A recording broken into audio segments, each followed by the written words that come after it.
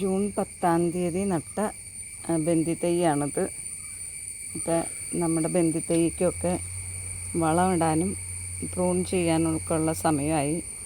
നമുക്കിന്ന് ബന്ദി തൈ പ്രൂൺ ചെയ്യണതിനെ പറ്റിയും വളം ഇടുന്നതിനെ പറ്റിയും സംസാരിക്കാം. ഈ ബന്ദി തൈക്കാണ് നമ്മൾ ഇന്ന് പ്രൂൺ ചെയ്യുക കേട്ടോ. ഇത് ഈ ഇല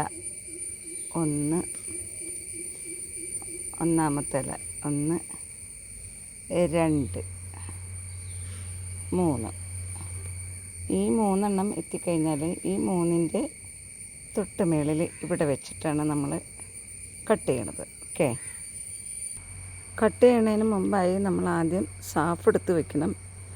സാഫ് ആ കട്ടിങ്ങിൽ തേച്ച് കൊടുക്കണം.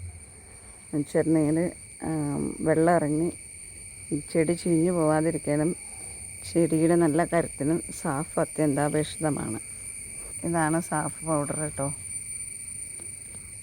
ഇത് നമ്മൾ കഴുകി സ്റ്റെറിലൈസ് ചെയ്ത് ഡെറ്റോളൊക്കെ തേച്ച് വെച്ച ഒരു കത്തിയാണിത്. ഈ കത്തി വെച്ചിട്ടാണ് നമ്മൾ ഇന്ന് ഇത് പ്രൂൺ ചെയ്യാൻ പോണത്. അപ്പോൾ ഇവിടുന്ന് 1, 2, 3 ഈ 3ാമത്തെ ശിഖരത്തിൻ്റെ ഇവിടെ വെച്ചിട്ടാണ് നമ്മൾ കട്ട് ചെയ്യാൻ പോണത്. ഓക്കെ, ഒന്ന് ചരിച്ച് കട്ട് ചെയ്യണം കേട്ടോ. കട്ടിങ് ഇനി നമ്മൾ ഇതൊന്ന് കട്ട് ചെയ്ത് കളഞ്ഞിട്ട് നമ്മൾ ആദ്യം തന്നെ ഈ മുറിവിലേക്ക് നമ്മൾ സാഫ് തേച്ച് കൊടുക്കുക. സാഫ് തേച്ച് കൊടുക്കാൻ എളുപ്പമുണ്ട്.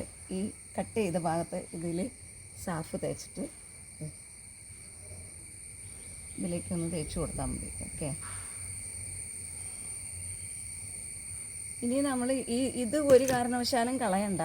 ഇത് നമുക്ക് അടുത്ത് തന്നെ നട്ടു വെച്ച് കഴിഞ്ഞിട്ടുണ്ടെങ്കിൽ ഇത് ഒരു പുതിയ ചെടിയായിട്ട് മാറും. അപ്പം നമുക്കിത് നടാം.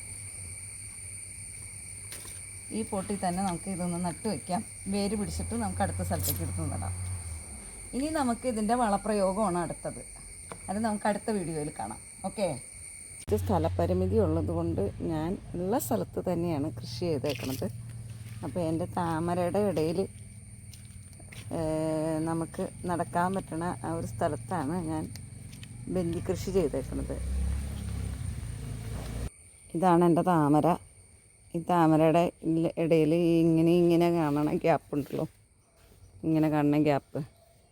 ഈ ഗ്യാപ്പിൻ്റെ 2 സൈഡിലുമാണ് ഞാൻ ബന്ദി നട്ടു വച്ചേക്കുന്നത്.